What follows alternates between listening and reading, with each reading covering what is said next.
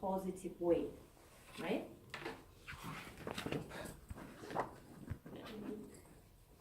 Okay, so leader is a positive influence to us, the person whom we would like to look up to, the person who sets the course of action to the followers.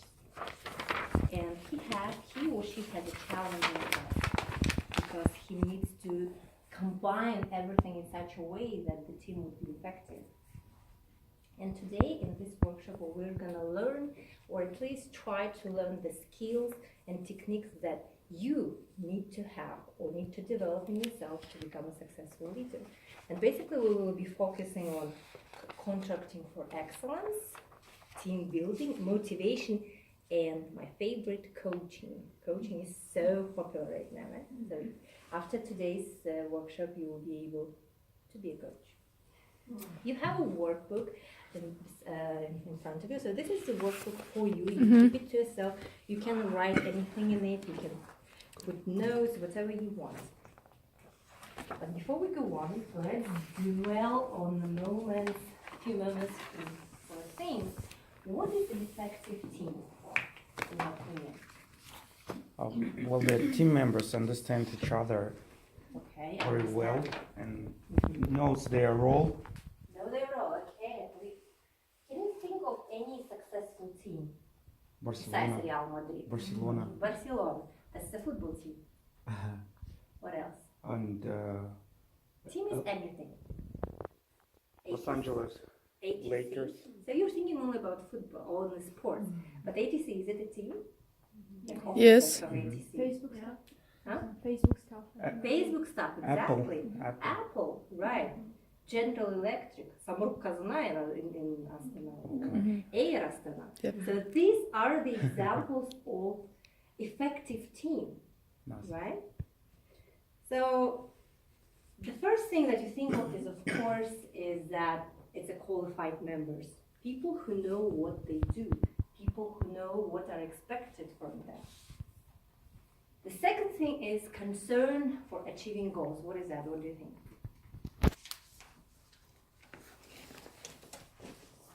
They have motivation. They know that their goal and they would like to achieve this goal. Again, they share the same values. They share the same values. They know the ultimate goal. They have the same goal for everyone, right? Then there is a commitment to the team. So you want to be loyal to the people you work with. You want to be committed to the things you do. And of course, a constructive climate. So you want to live in a climate where everybody loves each other and everybody looks for each other. Then also there is a creativity. It's a very tricky word. What creativity can mean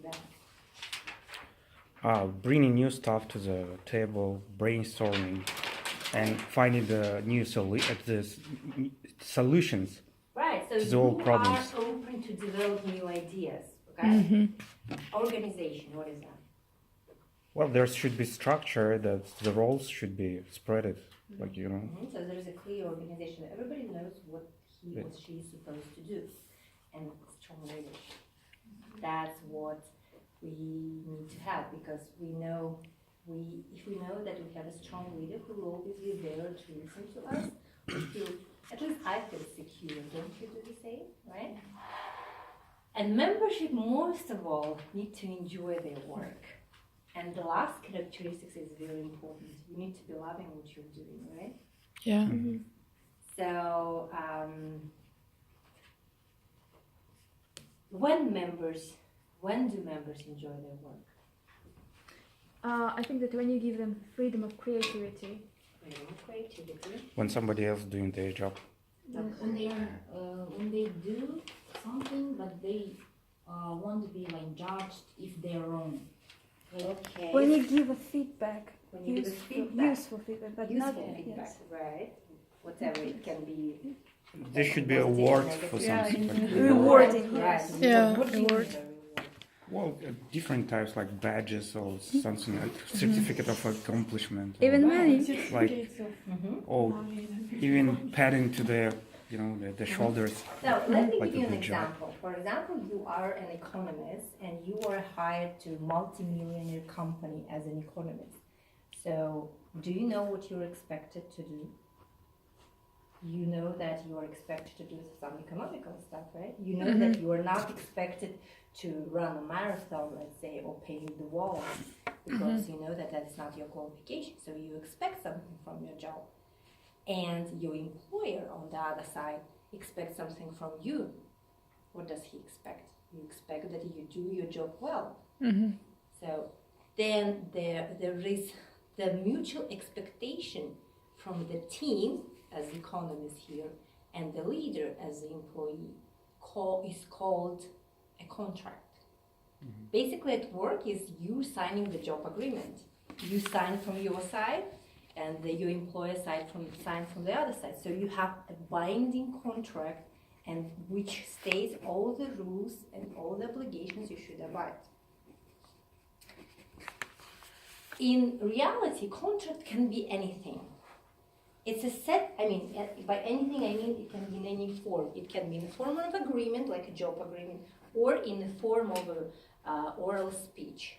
Like, for example, you say, you're a coach, I'm a Zidane, and I tell Ronaldo that you should kick 3 goals today, or you should start eating healthier. I don't want you to be not to be fit. So that's what I expect from you in order to become a champion.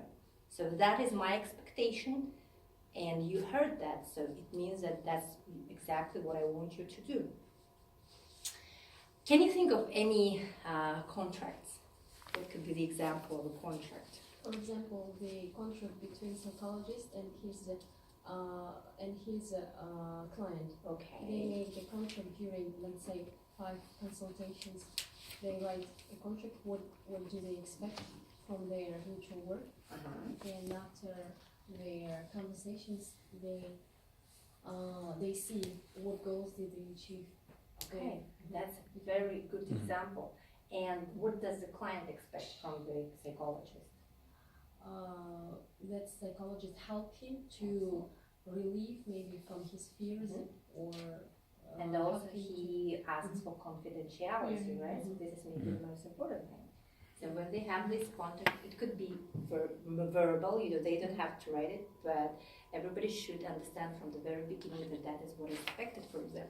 So why we're coming up with the contract is because contract is important in order to understand, to establish the roles for each participant in this team, and especially between the team and the leader. Let's move to the team. If you think of a team, let's say that, for example, you have come to a Bailey meeting, it's your new job, and you are hired to do some project. And there are 10 people and they know nothing about each other. So you are like an infant. And there is a leader who acts as your parent, as the parent of this infant. And if you think about the stages of development for the team, and it starts with the discovery, and then discovery, and during this stage, members know each other, start to know each other, start to understand what their task is and what task they are asked to accomplish. This is the stage where they learn. The next stage is formation. At this stage is when the people are more comfortable with each other. They start to understand what the other person is capable of. And this is the stage where the influential people are identified, like so-called leaders. Also, there is a stage when problems arise because there is maybe some room for rivalry, room for criticism, and room for no, I wouldn't call it corruption, but maybe deciding who is who, something like a battle, let's say. Who's the boss?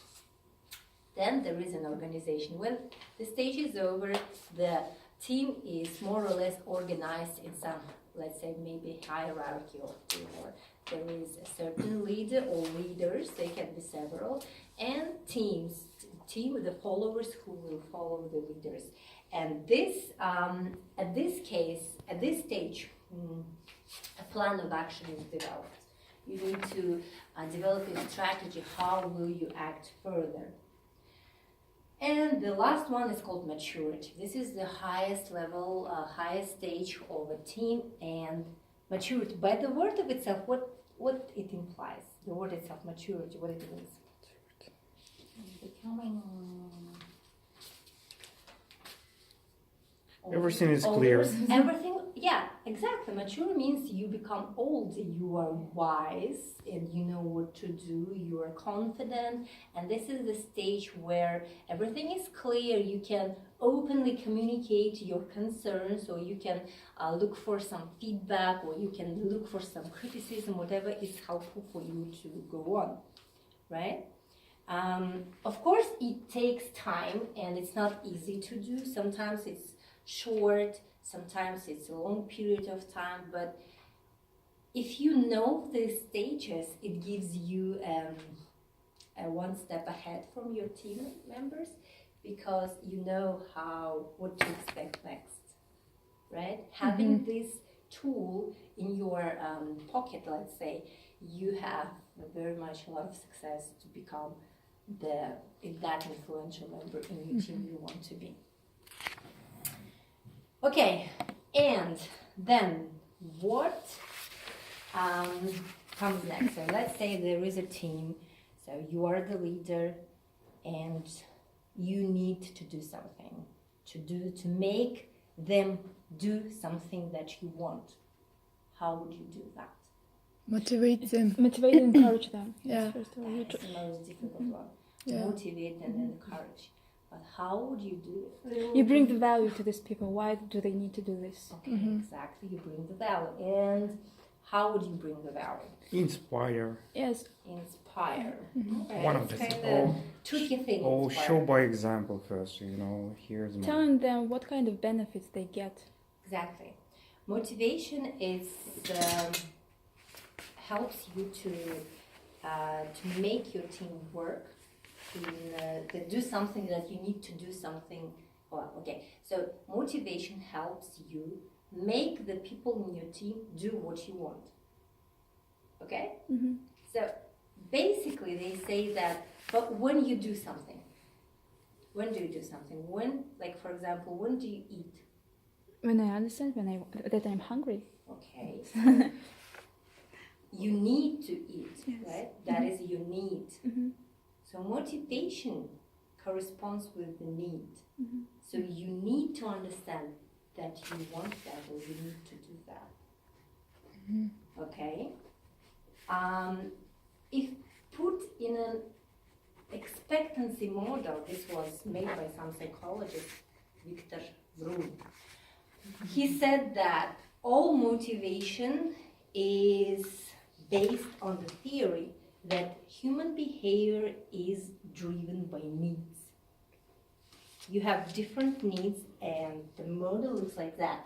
So the strength of the motivation will depend on the perceived value of performing this behavior. And if this perceived value of performing a behavior is strong enough, and the probability that the result will happen. So, put in the simpler words, okay, the swimsuit season is coming, and you have this pair of jeans that have been hanging in your closet for ages, and you want to fit in. That will be your result, the perceived probability that this result will happen. You can see yourself in that jeans walking in front of your ex-boyfriend or whatever, the friends you hate, Ex-boyfriend. or you remember that you want to wear that bikini on the beach, and you can see that result, you can visualize it. So this is the perceived probability of the result. So if that result is high enough, that's how your motivation grows. And by that you know what you need to do in order to get into that result. You will take, but you would want to go there by any means. Okay? But every person is unique. And in order to understand what can be your need or what can be Dina's motivation, We need to understand what kind of person she is. She doesn't need this to get into that skinny jeans because she doesn't care about that. Or, for example, like Korlan, she does want to do her 10th speech in in Astana Toastmasters Club because she is not motivated, and she doesn't need that. But how can we get into that things that they need so they do what I want? Just Probably tell, they will need the certificate, and that's why they will do this 10th So speech. what was that? Probably Ikerken will need the certificate, and someday she will do this. She will deliver the 10th Okay, speech. that could be a great result that Yes. she needs. She needs a certificate, and she knows exactly what she needs to do to get that certificate. Maybe she wants to go somewhere to study abroad, and this competent communicator certificate will be something really valuable to add to her resume, right? yes. Would was saying what? Do you have an example? Like we asked how Motivate to find out the motivation to make a survey, like to ask people. Yeah, right. You can ask people, but people tend not to be Honest. sincere. But we are smart. Right? We know that there are. We should explain just why it is valuable, why it's So you need to benefit for find the yeah. key to every person, right? Of course, you have the vision. Oh, you want to be like. Let's take Toastmasters. We're all Toastmasters, and we know that people come here with different reasons. So some people want the certificate, so the certificate can be the end result they want. Or some people want to Make friends. to be better. They want to get to become a great. So they want to get skills. So to these people, you would show the benefits of getting the skills, right? So but there is Maslow's pyramid of needs. Okay, you all know that, right? Yeah. Maslow's pyramid of needs, and his theory is actually based on that. There are 5 needs actually which motivate the people, and they're very, very simple. And on the bottom level, there is the simplest one, which is Sleep, sex, yeah. This is Food. called what? It's called survival needs. survival. Yeah, survival needs. It's basic, like food, sleep, water, sex, and so on. So these things that you need to get to live, right? Sure. So the next level is Protection. protection or safety. Money, What do we have? Okay, Money, can be house, safe. House, shelter, right? family. Car. Car, predictability, some kind of, comfort, that's things that we need to feel safe. Then there is the Communication. next level, Communication, which is called belonging. belonging to the You- group. You need to have Community. Communicate. You need Yeah. to have a family, you need to have love, acceptance, and maybe pets, right? There is also the next level, which is called Self-realization. or ego status. What is that? Oh, it's you try to increase your value, I guess. Your basic. You want what? You want to grow yourself, your and personality. you want not maybe yourself. You want to be want useful in others. society. It's You useful want in society. others to recognize that you Yes. grow. It's like, oh, you look, Almat is so cool. That's what you want. Yeah. Not because you want to get there, but you want others to recognize that. It's called ego stuff. And the last, but the most highest, is called self-actualization. It's all the things, right? But when you are covered, that all these needs of yours are covered, you come to realization. It's like, there's all these philosophers. Why I am living in this world? Things like that. When you are full, am I? you have a place to live, all your needs are covered, you start thinking about what am I doing on this earth? And this is when you come to ETC, right? Okay, so this is when you start to look for a purpose, a direction in life, this is called. And each of us has needs at different levels. And you, as a leader, will have to act maybe a little bit as a psychologist, a sociologist, just to observe, to look and understand what person is at what stage and what they need and what you can give them, or what you make them believe that you can give them by giving them perceived probability that the result will happen, thus strengthening their motivation. Okay? How about that? Everybody starts to think at which level they are today. I think the last two how to say Levels. stages, yeah, levels, they are sometimes are mixed up. Okay. They could be mixed up. Because we, at the same time, we want to be a better versions of ourselves, and at the same time, we would like others to recognize it. Because if we don't get this recognition, there is no point. Kind of no point. If no one sees that, why are you doing that? I think only a very, very, very sophisticated and very, very independent person can understand that they're doing that for themselves. But most of us are just people. We want others to recognize what we're doing. That's why we need certificates, we need the awards. Right. I think 97% of people are like that, and there is no shame in understanding and accepting that. Okay. Okay. How we motivate? First thing is that motivation begins with what?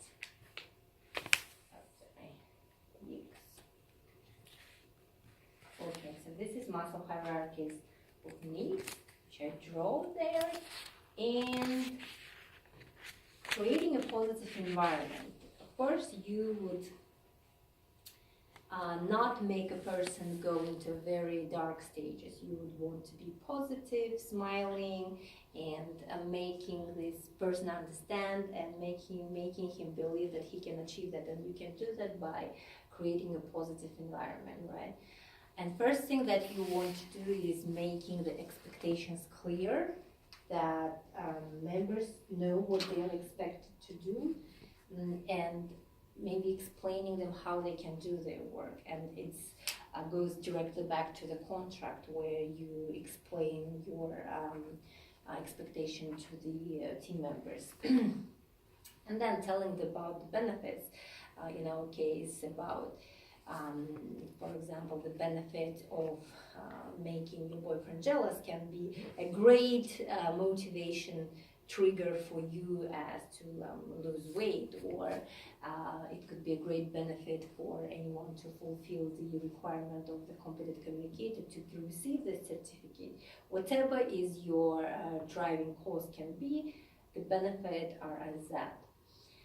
Then there is a recognition which actually goes to the ego status level of our pyramid. We recognize their work. We say that, oh, you're such great. That's why we clap to each other, we shake hands, we invite people to the stage and make everybody understand that they're doing something great. The next thing is that when we want to reward people, what do we do? How can we reward them? There is explicit and implicit ways we can do that. Explicit and implicit, what do you mean by that? Explicit, it's like you give them just like certificate, could be explicit one, just recognition, and the implicit ones are just when you saying words, I guess, saying that, oh, you're a good guy, you did best, or it like, can be something verbal, non-tangible, non-tangible, verbal, right? yeah. It can be, it can be a smile. Like you can give a smile to your child who is behaving the way that you want him to behave. That can be his reward. Some there can be, what other rewards can you think of? Like at work, your boss says if you do that great, you get a raise. Some bonuses. You get bonus. Pecuniary, you know how you get it. Like a free day off if you do that. Yeah. Or what else? Bonuses. Promotion, okay, that can be a great motivation. and to praise the employee in front of other employees. Right, it's Not individually. It's called recognition, recognizing his Yeah. or her success in But their own. you should be careful. It's very dangerous praising one team member in front of others because it can create the tension between. Well, it's one of the motivation strategies because you should be careful while praising the person in the team because other team members can have kind of negative emotions toward that. Why I wasn't recognized as much as that person? I mean, it's kind of jealousy, yes, and I mean, be careful with that. Be careful. Yeah, Don't do this even in that front of per- Almat. don't. No. You should call this person in your if you have a room, your own room. Just call them to your room and say, "Okay, you did great job. You will."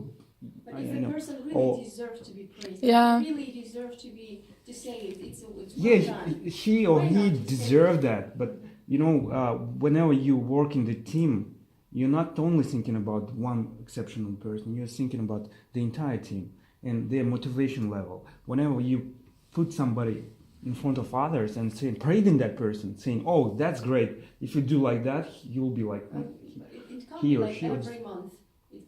Every month a new employee can be. Yeah. I mean, And it can be the structure of. Okay. There must be, Right? structure. So I'm sorry. It Okay, means go ahead. that the reward needs to suit that person. Yes. Right? Yeah. So for some people, it can be good to be praised in front of the others. Or team can Or vote team for. can Yeah. vote for Yeah. it. So you can use different techniques. So you know what your team is capable of. You kind of, that there is maybe at least one person who may not take it well. But again, is that that person's problem, right? So he needs to work with that. Maybe you can help that person work with his inner problems. And I don't know, give you your psychologist number or something like that. Okay. Okay. So you need to reward the behavior as often as it takes. But there is also a thing that you do not need to reward an failed behavior or negative behavior. Like, again, the example with the child, right? If your child get a candy and you didn't want him to get a candy, let's say, your child is crying and you give him a candy to stop crying. So you're kind of rewarding him for crying. So next time he will try to get a candy. Yes. You wouldn't like to do that. So that's the simplest example to explain that. Reward over punishment. This is, I think, very difficult one. And I personally don't agree with that because sometimes punishment is the best way. It especially works in a company when you work and there is a person who constantly violates the rules. And you can't reward him for violating the rules, so you need to punish him. Especially you need to punish him in front of the others so everybody else understands that this is not the accepted behavior. Can I disagree with that? Okay, go on. Because it's also, any kind of reward or the punishment, especially in front of other people, they will perceive the punishment as if it was punishing themselves. I mean, as if you're sending the message to others, be careful, I'm here, I'm watching you. Okay. And that may dismotivate the person because he would like to have a kind of freedom, personal freedom, circle of freedom. And while you're showing you punishing the person in front of his colleagues, that may, disrupt the entire team structure, I guess. Okay, And- but when do you punish this person? Well, you should punish. And again, whenever you praise the person or whenever you punish, it's better if you do it with that only person or not alone. Okay. Okay? And it's good to punish, but you should measure your punishment. Like, our famous technique as Sandwich. a sandwich technique. Yeah, you should praise 3 times as much as you punish the person. Like that's If he kind doesn't of. understand the reward. Oh, if he doesn't understand that this is contractual obligation, you're not. Yes. Should I terminate you're not this parent of contract that then? person. Yeah, sure, you're not the parent of the person. And he's exhibiting the the bad behavior, Okay. or he's threatening the team structure. Mhm. It's probably the best way to terminate the contract with that kind of person, Okay. because you should care about the team. I'm sorry. Yeah. It was so my would you idea, like just- to I add think something? that in order to make this punishment as effective as you want it to be, you have to discuss the measures of this punishment with the team members. I think that it will be very helpful to you, for you to understand what you want, and for others, Yeah. so that it will be mutual. Okay. And I just wanted to add why you should not punish the person in front of others. It's kind of shaming the person in front of others, and it's a very negative message to everyone. That, If on you the other shaming, side, it's like, okay, will I be next time he will call me in the floor shaming me? Mhm. It's like creating the tension inside of the team. I'm just, Okay, But- it's my, so, Cookie wants sorry. Yeah, I just wanted to ask, like, what if you don't punish him in front of your team? Then your team will think that it's okay, like, to violate the rules. Nothing will happen. Yeah. You can Yeah. terminate the contract, and that will be a strong message that Well, this this is a- disruptive behavior is well, not tolerated. But terminating contract is Yeah, also it's- punishment. Yes. Sure, but without shaming, just No, okay. no. we're you not mean go- to You're not taking shame. the thing that punishing in front of others is like, I'm not gonna take the stick and hit him in front of everyone. That's not. I'm not gonna. Well, everybody understands that this is the case, Yeah. and everybody knows that I don't tell that in front of the public, nobody will know that he Yes. or she violated that rule, Yeah. and nobody will know that this kind of behavior is not accepted. So punishing in public, so to say, like, oh, you're getting that. I'm cutting your bonuses for next week, for It next will month. example. Yeah. It will be example. Just For it's others. just it's the wrong way to do something. Mhm. Yeah. Just be careful. Yeah, But also shaming the person won't work. But it's like it's like at school when a teacher starting criticizing a pupil in Yeah, front yeah, of yeah. in front of other pupils. It's really it's a person who stands in front of the class really feels awful after it. Okay. And maybe So he will be dismotivated like to study the subject further. Okay, so maybe not like punish, but not pointing the finger, right? Like because Yeah, you just do that. avoid he's that. pointing at behavior, not at personality Yes. maybe. Oh, that's a good point, right? Yeah. Point the behavior, not the personality. Just don't say, oh, Dina did that, don't do that. Let's say a person did that, and everybody will understand that this person is Dina, right? Because everybody, and nothing can be hidden in a company. Like everybody knows everything about everyone, and that you know exactly that this is Dina or somebody else, but you just don't point the finger. Do you think that could be a good solution? Yes. Yeah. Yes. Okay, so we Because can. everybody can make a mistake. So Yeah, but the other thing is that